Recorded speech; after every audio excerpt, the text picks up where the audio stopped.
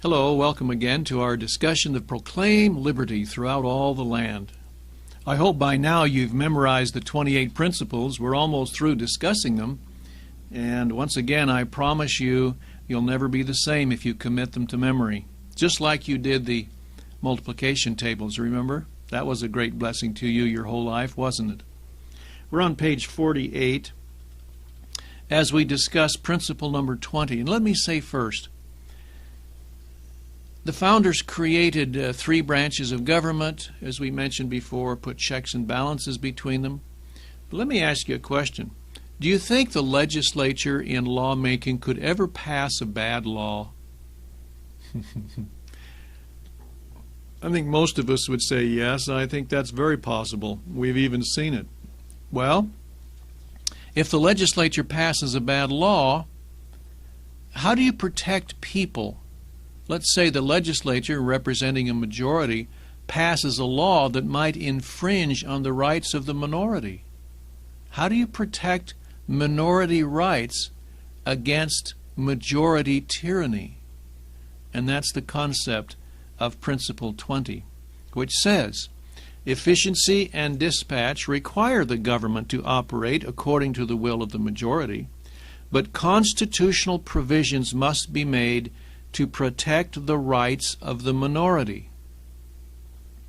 Let's look at John Locke there in letter A. He says, when any number of men have consented to make one community or government, they are thereby presently incorporated and make one body politic, wherein the majority, that's your blank, majority, have a right to act and conclude or bind the rest. It being one body, it is necessary the body should move that way whither the greater force carries it, which is the consent of the majority, or else it is impossible it should act or continue one body. Do you understand what he's saying there? If the majority will does not lead the body politic, then it would basically disintegrate. You must have majority rule. That's what he's saying. He goes on and he says, and thus every man, by consenting with others to make one body politic under one government, puts himself under an obligation to every one of that society to submit to the determination of the majority and to be concluded or bound by it. Do you understand that concept? If you're a member of a group and you have agreed that the majority rule, you are thereby bound by the majority's decisions. Okay? That's a great concept, isn't it? Now look at letter B. Some might ask, if a majority is good, then why not a supermajority? That's kind of an interesting question. First of all, let's make sure we understand what a majority means. Majority, as we all, I think, know, is half plus one. In other words, 51%. That's a majority. Well, if 51% of a group is good, then why not require, say, 2/3, 67%? Or if 2/3 is good, why not even require 3/4? Wouldn't that be better? See, some would say yes, unless they've read Hamilton, when he points out that if you require 2/3 vote on everything or 3/4 vote on everything, how many does it take to stop that from happening? It would only take, in the case, let's say it requires 2/3 majority to pass, it would only take 1/3 plus one person to stop it. In other words, it would only take a minority to stop the actions of the majority. Let me ask you this question. How many majorities are there in a group? There's only one, really, right? How many minorities are there? Well, there's a lot of them, a lot of minorities. And if you give a minority the power to stop the majority, you've got a problem there, don't you, in a governmental society? Let's let Hamilton answer that question. Under letter B, he says, to give a minority, that's your blank, minority, a negative upon the majority, which is always the case where more than a majority is requisite to a decision, is in its tendency to subject the sense of the greater number to that of the lesser number. You see what he's saying there? If a minority can always stop the majority, then basically you're giving power to the minority over the majority.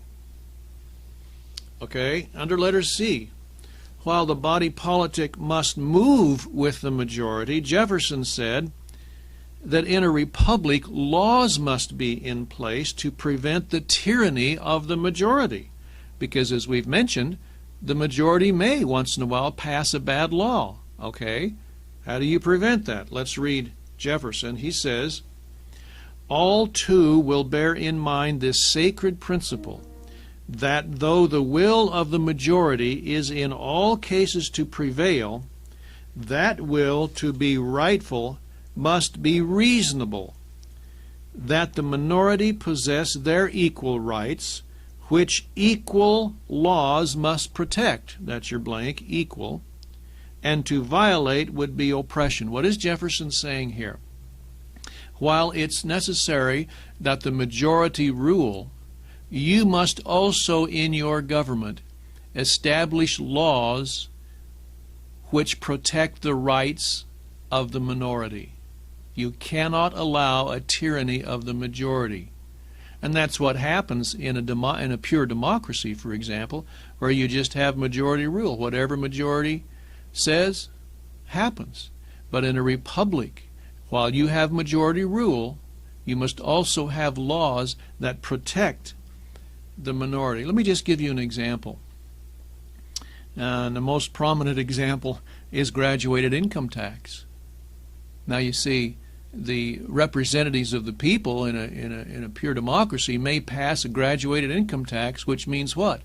Which means that the wealthy actually pay a higher rate of tax than others, a higher rate. In other words, their property is, shall we say, less sacred than other people's property because it's taxed at a higher rate. But laws should be in place for all the people. All the laws should be passed for all the people. In other words, every law should apply to everybody, not to certain classes of people. And all the laws then, for example, if you're going to tax the people, good law would say you tax them at the same rate. If you tax them at the same rate, do the wealthy still pay more? Yes, because they have more, they make more, so they would be paying more, but at the same rate. So everybody's property is protected equally. Do you see how laws prevent, in this case, for example, would prevent the tyranny of the majority? Yes. And that's a great concept. Must have laws to protect all the people. And so you get this phrase that you'll hear us use once in a while. All the laws should be made for all the people. And when you start seeing certain laws only for certain groups of people, you can be assured that the principle of the founders of equal protection of rights is being violated. All the laws should be made for all the people. Now let's go to page 49 and talk about this wonderful concept of local government, because Principle 21 says strong local self-government is the keystone to preserving human freedom. Well, as we all know, political power automatically gravitates towards the center. That's your blank. And the purpose of the Constitution is to prevent that from happening, to maintain this incredible distribution of power. What happens when power gravitates to Washington? Well, it takes the decision-making function from the people at the lowest level. Have you noticed this? With all of our laws that are in place today, people don't seem to be making decisions or thinking that they should be able to make the decision or can make the decision or should make the decisions. Washington is making all the decisions for us, whether it's in products we buy or cars that we drive or houses that we buy. Almost everything is controlled now to a certain extent or another out of Washington. This is great centralization of power. And what this does actually is benumb the spirit of voluntarism. So people don't volunteer anymore to give charitably to others or to help people out. Oh, the government's coming, the federal government's coming, so we'll let them do it. You see that problem? And so their resolve to solve their own problems is diminished, and they seek the anonymity of oblivion in the seething crowds of the city, and often degenerate into faceless automatons who have neither a voice nor a vote. Centralized power. Letter A. Jefferson saw the advantage of small, manageable units. Let's read his quote here. He said, and by the way, he admired what John Adams and others were doing up in New England in dividing New England into what is called wards, political entities, small areas called wards. And so Jefferson says, these wards, called townships in New England, are the vital principle of their government and have proved themselves the wisest invention ever devised by the wit of man for the perfect exercise of self-government and for its preservation. Then in letter B, historian Richard Frothingham, commenting on the Anglo-Saxons, which are the founders, ancestors, most of them, he says this: in ancient England, local self-government is found in connection with the political and territorial division of tithings, hundreds, burghs, counties, and shires, in which the body of inhabitants had a voice in managing their own affairs. Hence it was germinal idea of the Anglo-Saxon polity. In the course of events, the crown deprived the body of the people of this power of local rule, referring to the Norman conquest and thereafter, and vested it in a small number of persons in each locality, which were thus self-perpetuating bodies. In this way, the ancient freedom of the municipalities was undermined, and the power of the ruling classes was installed in its place. Such was the nature of local self-government in England, not merely during the period of the planting of her American colonies, but for a century later.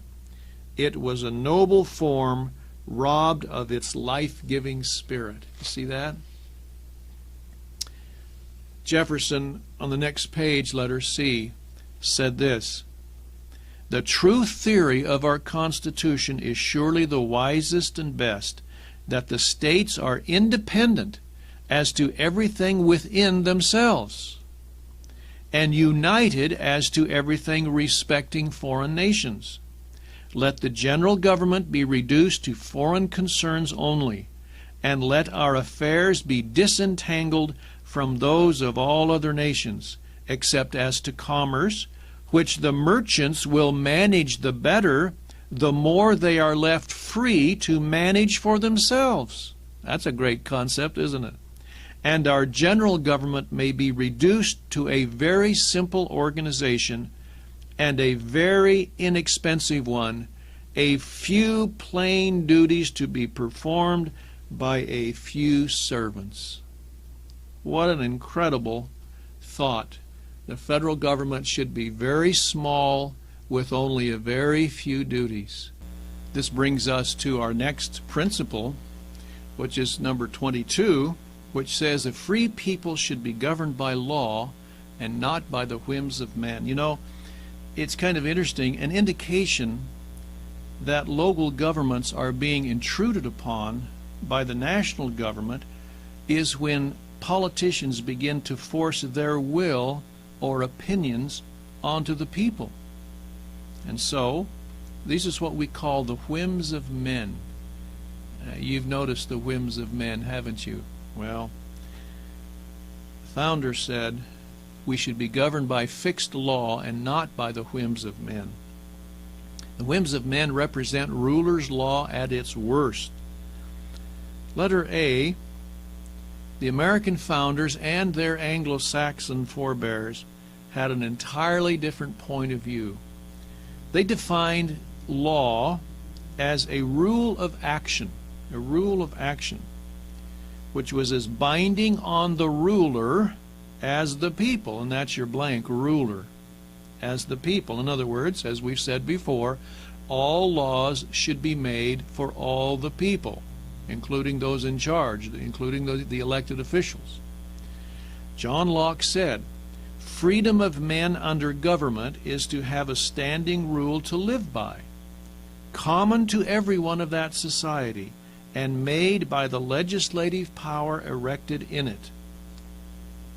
Letter B, this is the security which is designed to provide a high degree of freedom from fear, and therefore to provide freedom to act. Such society gives its people a sense of liberty, liberty under law. And the American founders believed that without the protection of law, there can be no liberty.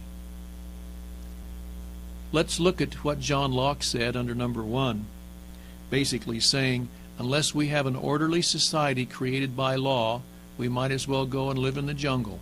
Listen to what he says. To this end it is that men give up their natural power to society they enter into, and the community put the legislative power into such hands as they think fit, with this trust that they shall be governed by declared laws, that's your blank, laws, or else their peace, quiet, and property will still be at the same uncertainty as it was in the state of nature. Do you remember the state of nature in natural law? And in the 14th principle about when it becomes yours, it's in the state of nature at the beginning until somebody puts their labor into it and makes it theirs. And without declared laws which create order in society, everything must devolve into a complete state of nature with no order as far as man is concerned. On the top of the next page, number 2, John Adams said, no man will contend that a nation can be free that is not governed by fixed laws. All other government than that of permanent known laws is the government of mere will and pleasure. Even Aristotle, number 3, said, even the best of men in authority are liable to be corrupted by passion.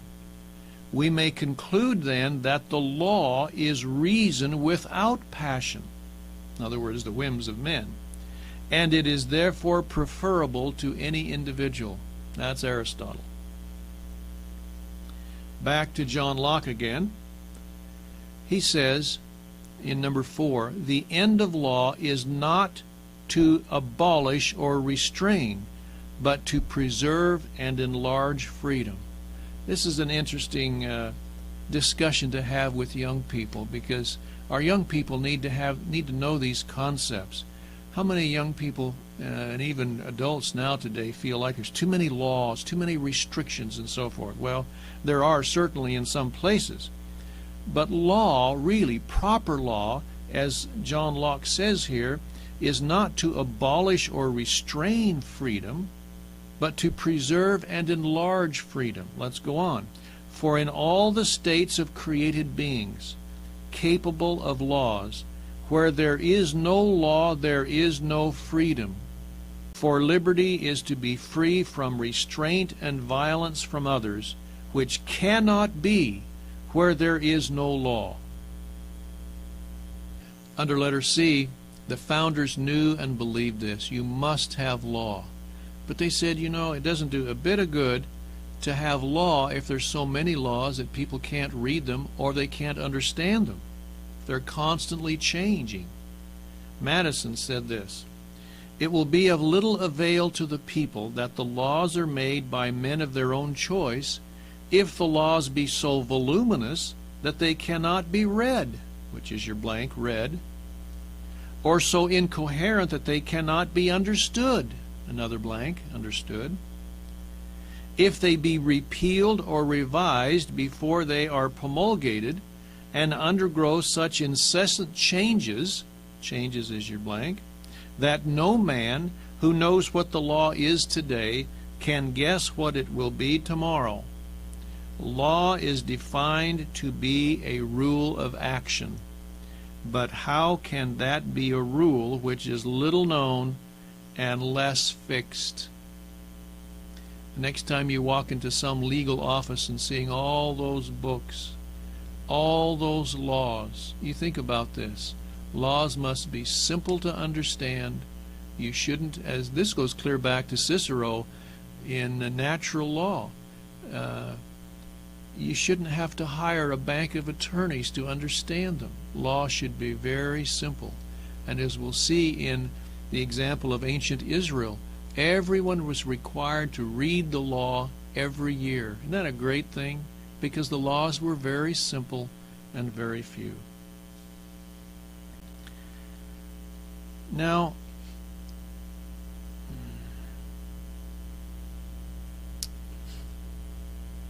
okay.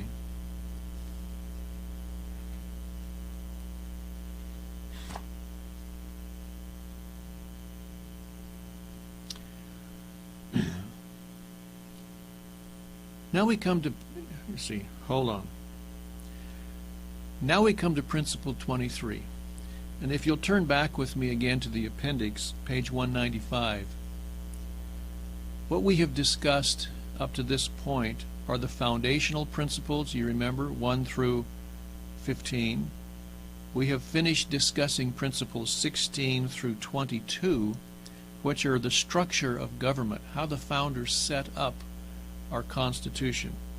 And now principles 23 through 28, the rest of them, are what we call working policies the founders developed, things that they knew had to be in place in order to maintain this wonderful structure and foundations.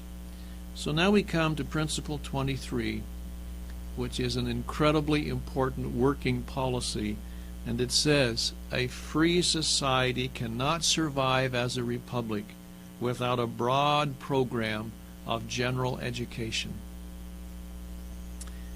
The founders knew you must have an educated people, educated on their rights, educated on their form of government in order to preserve it.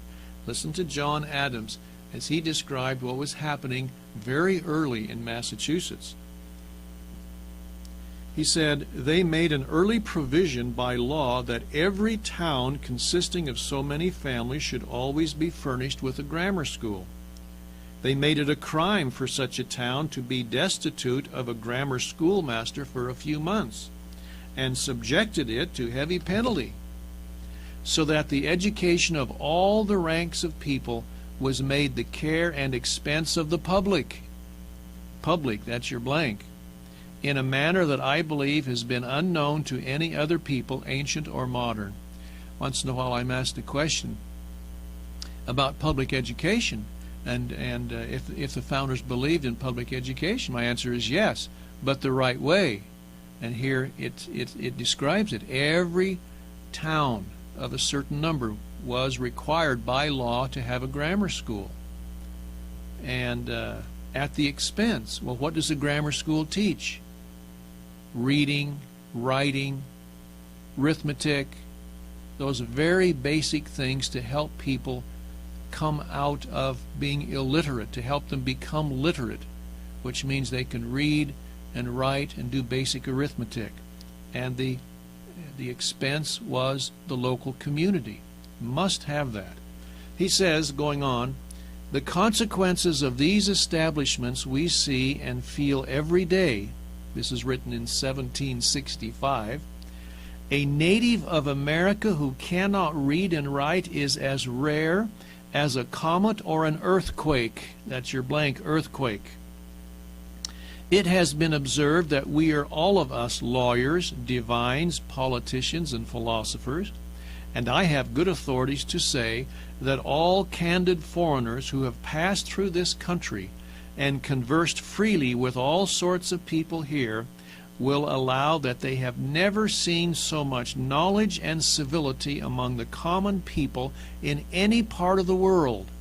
Liberty cannot be preserved without a general knowledge among the people. They have a right, an indisputable, unalienable, indefeasible divine right to that most dreaded and envied kind of knowledge. I mean the characters and conduct of their rulers. How do you like that? You know, the founders' philosophy of education basically contained three elements. One, locally supported, which is what we've seen here, very locally supported. Not necessarily by the state, not definitely by the federal government, locally supported. Another one is parental directed. The parents are the best ones to know who should teach their children and what their children are taught. Locally supported, parental directed. And the third one, professionally assisted. Parents come to the point of realizing that they may have a difficulty teaching calculus or some other advanced course, so they hire professionals to do it. Those are the three-pronged elements of good education: locally supported, parental directed, and professionally assisted. I'm sure you'll agree we have challenges in those areas today. Now look at letter B. One of the America's greatest orators, Daniel Webster, emphasized the importance of the Bible, that's your blank, Bible, in the development of America. He says, "It is not to be doubted that to the free and universal reading of the Bible in that age, men were much indebted for right views of civil liberty. The Bible is a book of faith, and a book of doctrine, and a book of morals, and a book of religion, and of special revelation from God. But it is also a book which teaches man his own individual responsibility, his own dignity, and his equality with his fellow man." Daniel Webster. And you know, since our courts have severely restricted and in some cases prohibited the teaching of biblical concepts in our schools, in our public schools, statistics show some very disturbing things are happening. For example, since the Bible was greatly restricted and prohibited in 1963 by the Supreme Court, since that time an upsurge of births to unwed girls, an upsurge of violent crimes, an upsurge of sexually transmitted diseases, a tremendous decrease in educational SAT scores, and a great upsurge in the number of single-parent households with family situations. All of those things have greatly changed and turned rather negative since the Supreme Court has greatly restricted the use of the Bible in public schools. That ought to tell us something. Daniel Webster was incredibly wise in his description of what the Bible and its teachings really do. And of course, in letter C, when the founders used the word morality and virtue, which they used many times, they were referring to biblical concepts like the Ten Commandments, the Golden Rule, the teachings of the Sermon on the Mount. And these things lead to a virtuous people. And there was nothing more important to Benjamin Franklin, top of the next page, who wanted the teaching of young people to be uppermost in the efforts of education. He said this, "I think with you that nothing is of more importance for the public weal, or welfare, than to form and train up youth," that's your blank, youth, "in wisdom and virtue. Wise and good men are, in my opinion, the strength of the state, more so than riches or arms. He says, I think also that general virtue is more probably to be expected and obtained from the education of youth than from the exhortations of adult persons, bad habits and vices of the mind being, like diseases of the body, more easily prevented in youth than cured in adults. I think, moreover, the talents for the education of youth are the gift of God, and that he on whom they are bestowed, whenever a way is opened for the use of them, is as strongly called as if he heard a voice from heaven. How do you like that? And being in teaching and seeing many wonderful teachers, it's impressive to me how many good teachers feel like they do have a special calling. As Franklin said, as if he heard a voice from heaven called to be a teacher. What a great thing. Teaching, no greater call to influence the minds of young people, especially and particularly and most importantly on correct principles of living, correct principles of government, and so forth. Even President Washington mentioned this critical education of youth in one of his addresses to Congress. He says, a primary object should be the education of our youth in the science of government. In a republic, what species of knowledge can be equally important, and what duty more pressing on its legislature than to patronize a plan for communicating it to those who are to be the future guardians of the liberties of the country? The education of youth. And it's kind of interesting. You see in the margin there a picture of a little document called the Catechism on the Constitution. You know, when Alexis de Tocqueville came to America in the late 1820s and early 30s, he came over here basically to discover elements of our prison system. He was a judge in France, and but he became so fascinated with other elements of our culture that he spent quite a long time looking at different elements of our culture. Finally, as you know, wrote the book that we call Democracy in America. But he could walk up to a young person, mostly in New England, and ask them about their country, their constitution, their rights, their religion, and these young people would have answers. And he says, I was so impressed with how they knew answers and could recite answers. Why? Because they were studying this little book called the Catechism on the Constitution that had been published in 1828. And if you probably know, a catechism generically is a list of questions and answers. Questions you ask and answers then that are usually memorized to be given back. And these young people knew these answers. And there's 332 questions to which these young people knew answers on the Constitution. That's pretty impressive when you can walk up to a 10-year-old boy and ask him questions and he can rattle it off. All of that's in this little Catechism of the Constitution. We've reprinted it, and you can obtain it from NCCS. Catechism on the Constitution. Thank you for joining us in Lesson 8.